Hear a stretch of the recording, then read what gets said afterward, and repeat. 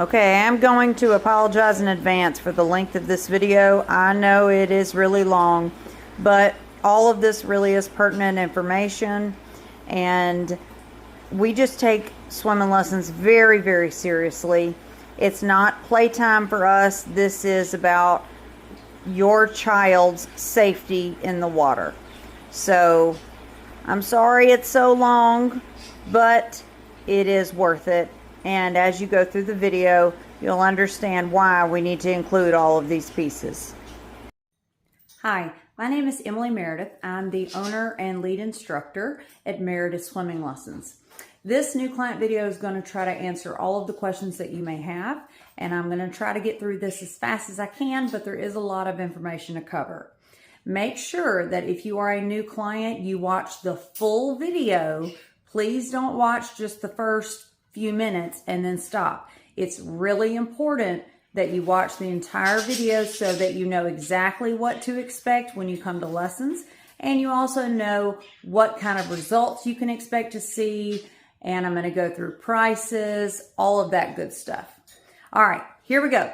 As of August 1st, 2026, I am starting my 24th year of teaching swimming lessons. So I've been doing this for a long time, okay? We teach over 1,000 people a year, and we teach ages 6 months and up. We teach adult lessons as well. The price is the same regardless of age. We have 3 swim seasons each year: fall, spring, and summer. The fall season is from August 1st until the middle of November, and it is done in Cleveland. Cleveland is the only location available at that time.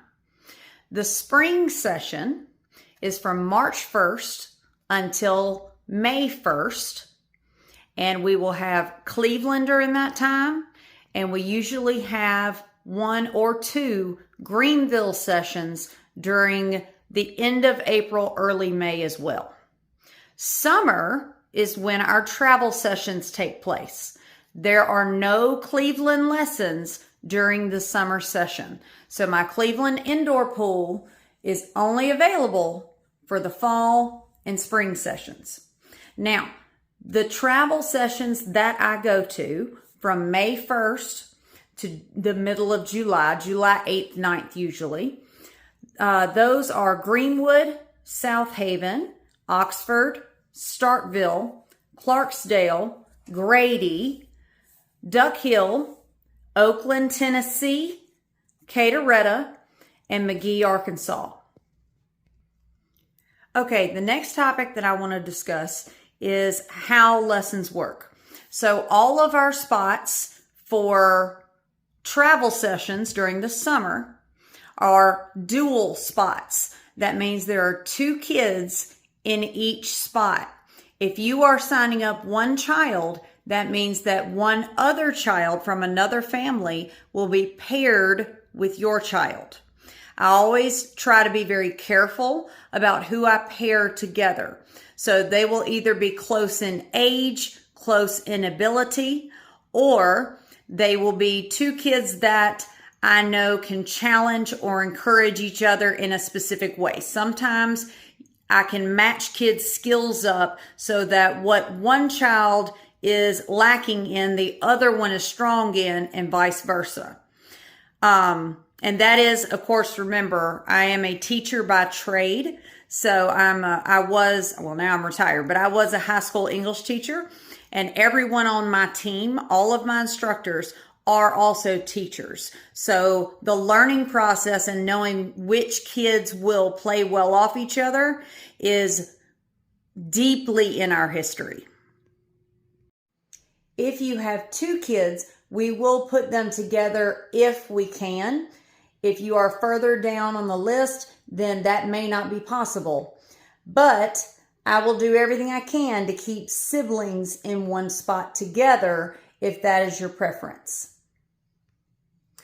For those with 3 kids, sometimes we can do a triple spot, but I determine that on a case-by-case basis. So if that's something you're interested in, just let me know that you have 3 kids and you would love for them to be together if that's possible. Okay, so the next topic I want to discuss is the standard session, what that entails. So a standard session is a 3-day course, and you come for 20 minutes each day. And yes, that's only 60 minutes total. I know how crazy it sounds when someone tells you, yeah, I can get your child to swim in 3 days in a total of 60 minutes. I know how crazy that sounds. I promise I do. But like I said earlier, I've been doing this for a long time. And I don't mean to sound arrogant when I say this, but we really are that good. Our kids swim. Now, these 3-day sessions are available in all locations, but 2-day sessions are also available in Cleveland. I only do those 2-day sessions in Cleveland, though. If you're doing a 3-day session, then it's 20 minutes each day, 60 minutes total.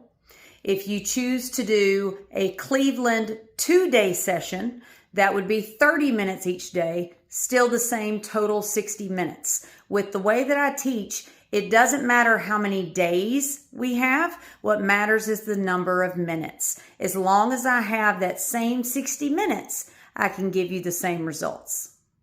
This is one example of how we would do dual lessons if the children in the lesson are at the same level. Nice. I love it. Good job. Now tread water. Keep your head up all the way to the stream. Fast arms, fast arms, fast arms. Head up. Good job. Very good. All right, Palma, scoot over for me. Good. Ready, go. Big pretty arm. Go. 1, 2, 3, 4, 5. Beautiful. Very pretty. Very pretty. And up to the straight. Little fast arms. Good. Come on, girl. There you go. Don't run me over now. Great job. Very good, Palmer.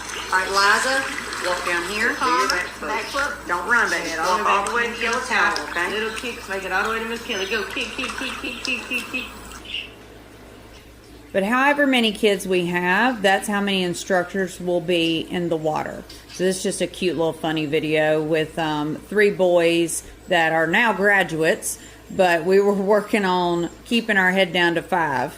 2, 3, 4, 5. Up. 1. And we try to keep things fun and silly when we can. 2, 3, 4, 5. Even if the kids are not at the same level, that's totally fine. So this is an example of a brother and sister who did a dual lesson together, and they're at completely different levels. This is a video from both of their first year. Okay, ready? Go, girl, head down. 1, 2, 3, 4, 5. Isn't that for you? That is wow. Great job. All right, man. Do it. Big arms. Look at this pretty stuff. How beautiful is that? Wow. I mean, that's such an elegant swim. Great job. Okay, do. And then, of course, they go on to show the rest of their skills to their parent. Now, I'm about to show you a list of the average skills that you can expect your child to learn. I'm not going to read through the entire list in the interest of time, so I'm going to display the list, and then you can pause the video and read that through. Now, I want to make sure I'm very clear about one thing. I am not an ISR teacher, okay? I do teach infants, obviously, but I'm not an ISR teacher, meaning I don't teach the skill where babies fall into the water and then flip over on their back. In my professional opinion, that's a very dangerous, risky skill, which is why I do not teach it, okay? The reason that I feel that it is dangerous and risky is because when you have a child that is under age 3, if they fall into the water, they're instinctively going to open their mouth. They're going to get a mouthful of water. That's just going to happen. But if that child then flips over to their back, if they're under age 3, they do not have the musculature yet to be able to expel that water. So they can literally be on their back with their face up, not underwater, and they can aspirate because they cannot get the water up. What I do is I teach my kids that if they fall in the water, they are supposed to swim to the side, grab it, hang on to it. If they are of age and physically strong enough to be able to climb out which is usually from around age 1.5 and up. If they can climb out, then we do that. If they can't climb out by themselves yet, then we do an extended hang where we teach them to hang on, and that gives you time to get to them. So what we have here is the list of skills that we teach. Now I've tried to kind of condense this list as much as I can. But the way this works is we start with one skill, just whatever the beginning skill would be. And then over the course of your child's number of days, whether you're doing a 2-day session or a 3-day, we learn one skill and then we keep going until we run out of time. So each child will have a different set of skills that they have learned. Every first-year child isn't going to have learned the exact same skills. Every second-year child isn't going to have learned the exact same skills, and so on and so forth.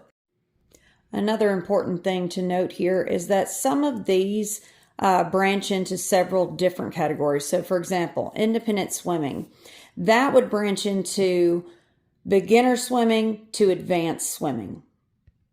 What I mean by that is when a child first starts learning to swim, I'm going to place them in the water, let go, and I'm going to back up, and they're going to swim to me at least until I count to 5. Sometimes we make that 5 longer so that they have to swim further, but it just depends on what that child's goals are. And I don't mean what goals the child sets, I mean what we have set for them, okay? So, like I said earlier, my team and I all have educational backgrounds, and we try to tailor each child's lesson to them. But after they have learned that part, then they're going to start jumping and swimming to me.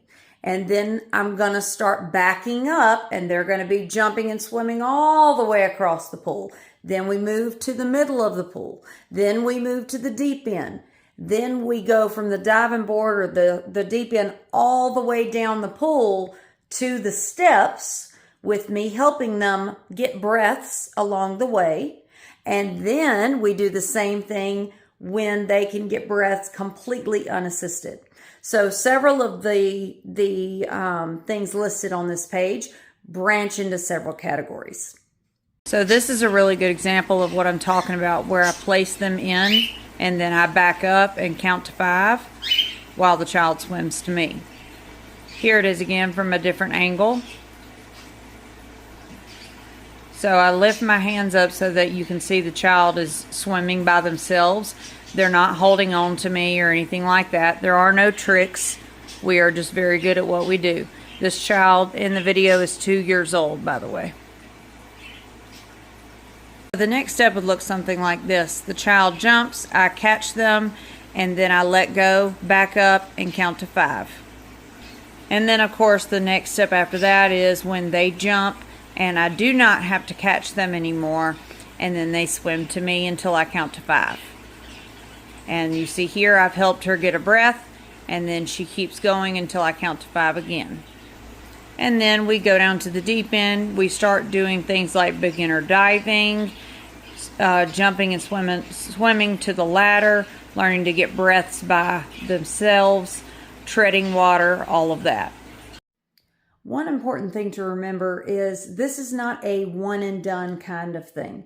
Please do not expect your child to come for 1 year and learn everything they need to learn to be set for life. That's not how this works. Swimming is just like any other sport. You have to practice it to become proficient and then eventually advanced. I recommend 3 consecutive years for every child.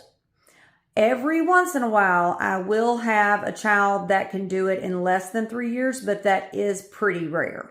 But I recommend 3 consecutive years. Sometimes kids need more than 3 years. It just depends on each individual child. If your child has a lot of water fear, then they're probably going to need that 4th year. So I just want to make sure that everyone understands that. Also, sometimes 2-year-olds need us to still be holding on to them. So it is possible we may not be fully letting go on a 2-year-old, but that's pretty rare. 99% of our kids are able to swim independently on their first year. Now, I also want to mention that it is very possible that your child might cry on their first year. If they do, that's okay. It's very common. We are equipped to handle that. I promise there is nothing that your child can do and there's no way that they can act that we have not seen a million times. So whatever they do is completely okay. You will get to come in on day 3 and you will watch everything that your child has learned during their 3 days or 2 days, whichever type of session you've chosen for your child to do. Also on day 3, I will teach you how to practice with your child. Now understand, I cannot guarantee anything about what a child will do when I am not there. However, if you will practice your child exactly as I show you, and what I show you is not hard, it's very simple. If you will do that, then they will perform for you just as well as they are performing for me. However, if you tend to have the kind of relationship with your child that you do not make them practice, you don't make them do things they don't want to do, that's completely fine. I'm not judging your parenting style. I'm not saying there's anything wrong with that, but it's not how I teach. So if you have that kind of relationship with your child, they may not perform for you. But if you will enforce what I have taught, then they will do these skills for you also. Another extremely important topic that I want to make sure that I cover is my no goggles rule. So I do not allow children to wear goggles at all during lessons. The reason for that is because they are a massive safety problem and most people have no idea. So here's what I'm talking about. 80% of the kids who drown in the United States every year drown within 3 feet of the side of the pool or a ladder. This is because they get used to wearing things like goggles and then they fall in somewhere accidentally, don't have their goggles on, and they panic and they won't open their eyes. Or they have their goggles on and they're swimming around playing and their goggles slip, fill up with water, which is going to happen when you play with goggles. At some point, it's going to happen. And then when those goggles fill up with water, again, they panic and they won't open their eyes. This happens all the time. So I don't allow any of my kids to wear goggles. I strongly recommend that you do not have your child wear goggles at all until they can swim the length of the pool with their eyes open. Now that's my recommendation. I cannot control what you do, obviously, but I just would strongly caution you in letting your child wear goggles. Just please, please, please be careful with that. If you do allow it, make them swim to you several times with their eyes open first every single time you get in the pool. That's really the only way to make sure that even if they're wearing them, they still have their safety measures in place. We will send out reminders a few days before your lessons, and that is also when you will receive the address for your location. I know it may seem odd to not know the address until right before, but I have to do it this way for safety and privacy reasons. You don't want the whole world knowing exactly where your child is going to be. So please wait until you hear from us. Don't text asking for the address early, only because if everyone thinks, well, it's just one message, that won't be a big deal, and everyone sends just one unnecessary message, that is a total of 1,000 extra messages that I and my team have to sort through and answer. The same thing goes for weather issues. We will contact you if there is a weather problem. We do not even discuss weather unless we have to. We don't even say the R word at lessons. You know, the R word, that water that falls from the sky. Yeah, we call it sky water, which I know sounds stupid, but it is what it is. You know, we're just a little oddly superstitious about sky water. Also, I want to make sure that I include, we do teach special needs children. This is a video of one of my former students. He's graduated now, but he had cerebral palsy. This is his cerebral palsy. This is his first year. Fast, fast, fast, fast. Go, William. Go, William. Go. Grab, grab, grab. That is wonderful.